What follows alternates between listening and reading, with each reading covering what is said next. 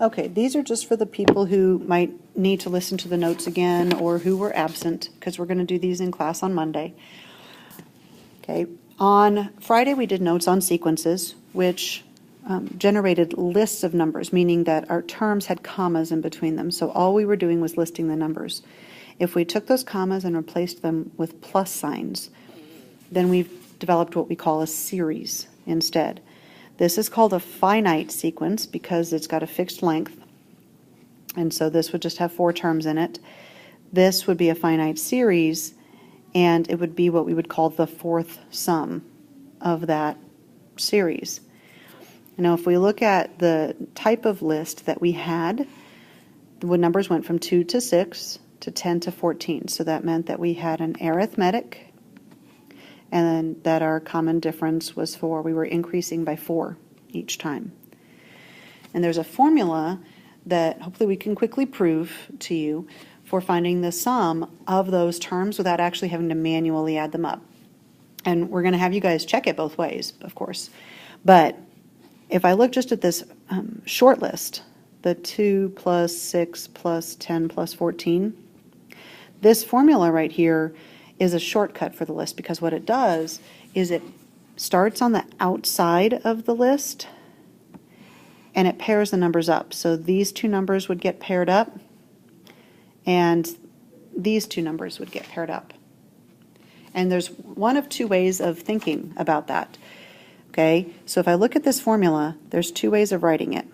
I could write it, well, technically there's 3 ways. There's the way that it's currently written, which is the way it'll be given to you on the formula chart. But the way of interpreting it is to do this. Here's the first way to interpret it. And so what it does is it takes, right here, it takes the first term and the last term, and it adds them up. Well, when I do that, I get 16. But if I look at the next pair in, I get the same total when I total them up. Well, what that means is that if I total up in pairs, I'm chopping the length of my list in half. I have 16 plus 16.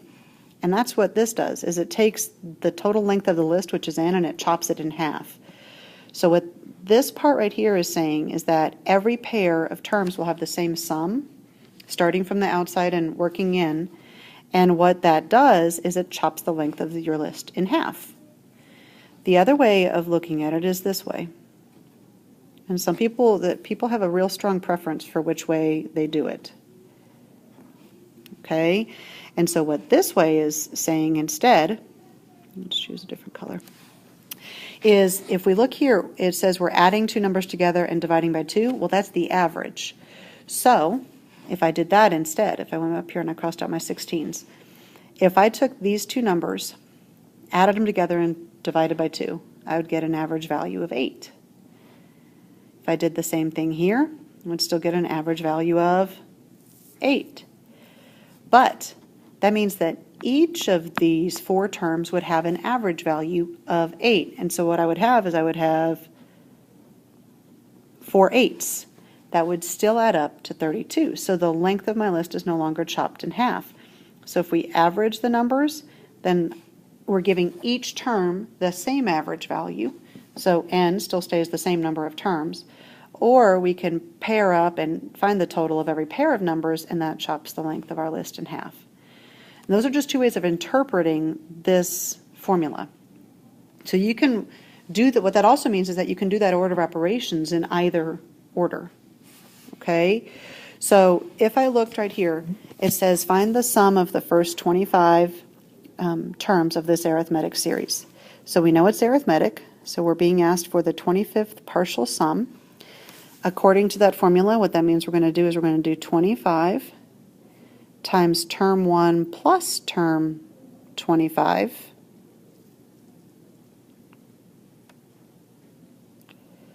over 2. Okay, so I'm going to plug in what I do know already. I know that there are going to be 25 terms in my list. I know term 1 in my list is 11, but I don't know term 25 yet. So I'm going to jump off over here to the side, and that's what I'm going to do, is I'm going to find term 25 using Friday's formulas. Because Friday's formulas find the individual numbers in the list, These new formulas will total up the numbers in that list. So term 25, if you remember the formula for an arithmetic sequence from Friday, was this. So term 1 was 11 again. My common difference I can tell between every two successive terms is 3. And 25 minus 1 would be 24. So I'm going to start at 11, and I'm going to take 24 steps that are each 3 units in size. And that puts me at a value of 83. So that number is term 25, which means it gets plugged into the formula now. And so now I have all the numbers that I need, 11 plus 83 all over 2. And remember, I just said you can go in any order of ops you want to go in. So it's a matter of personal preference. I usually try to figure out if at least part of this is going to be even, because then I'll chop in half more easily. So if I look at the sum in the parentheses, that would be 94. I could go ahead and I could chop those in half and get 47. So then all I'm doing is 25 times 47. And I know that some of these numbers are intimidating. You're going to have to do some scratch work and some arithmetic, because remember, we're doing a lot of this non-calculator. Okay? So then, just like on Friday, we're going to do that same setup in reverse. So you notice here it says find the sum of this arithmetic series, but it didn't tell you how many terms were in that arithmetic series. There's a question mark there for the subscript. We don't know which partial sum we're finding, because we don't know how many terms are in that. But we do know term 1 and term n, because we were given the first term and the last term in that. So we can go ahead and we can plug those in. We know term 1 was 5, and we know term n was 153.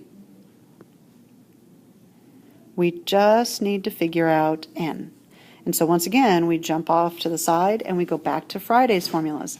And there were 2 problems on Friday's notes where we knew term n, we knew term 1, we knew our common difference, but we were solving for n.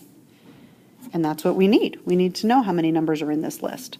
So term n was 153, term 1 was 5, our common difference was 4, n minus 1. And so just like we did on Friday, we're going to solve. So take a quick second and see if you can figure out what n is for this.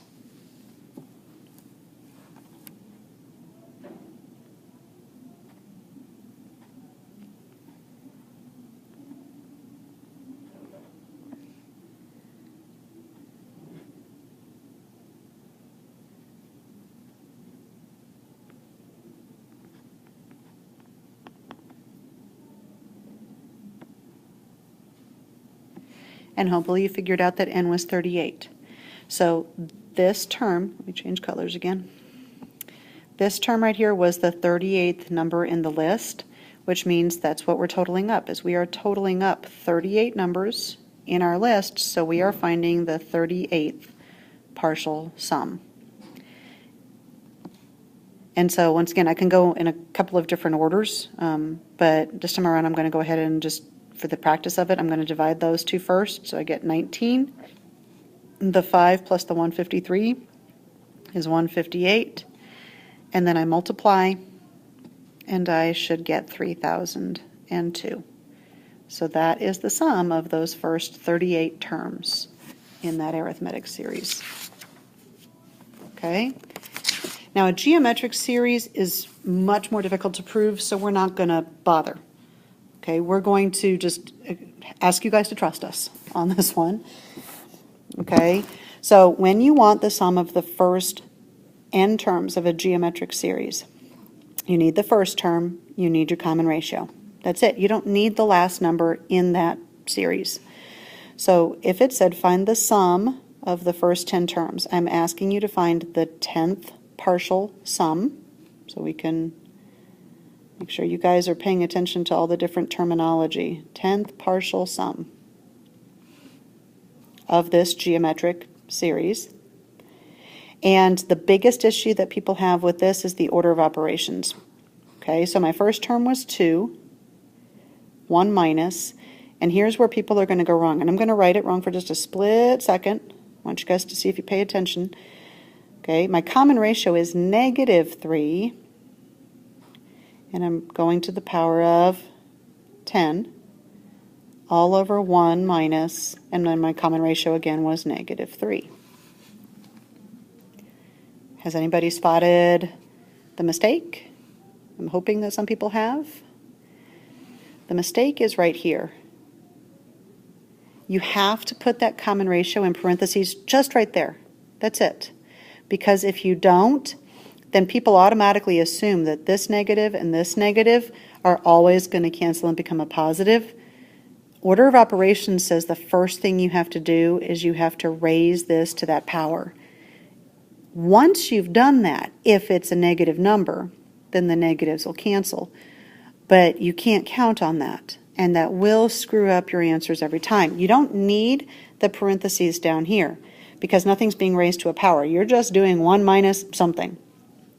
So here, yes, the negatives are going to cancel and become positive. But up here, that -3 is being raised to the power of 10. So the first thing that's going to happen is that it's going to become positive, which means then the 1 minus is going to stay 1 minus. Okay, so you've got to pay attention to your order of operations. So then what we do is if we do our correct order of operations, we would have 2, we would have 1 minus, we raise -3 to the power of 10, and remember you're going to have your power table, so that would be positive 59,049, and then your denominator has become a 4 by now. If you want to, you can go ahead and reduce. The 2 and the 4 will reduce if you want to go ahead and get that taken care of. And then 1 minus 59,049 is negative 59,048. And then we divide by 2. And we get negative 29,524. And that is the sum of the first 10 terms of that series. And you can prove it by actually generating the next 6 numbers in the list and adding it up. Okay, because adding 10 numbers up is not atrocious. But when I ask you to do the sum of the first 31 terms, you're going to really want to rely on your PEMDAS and the formula. Okay, so that's it for today's notes. Remember that with our other notes being flipped, that allows us time tomorrow to work together in class, so don't stress too much if you can't finish the homework. You just need to make sure you're keeping up as best you can, and I'll be building time in to help you every day in class. Okay, thanks. Otherwise, you can come see me in tutoring or flex or something. See you guys later.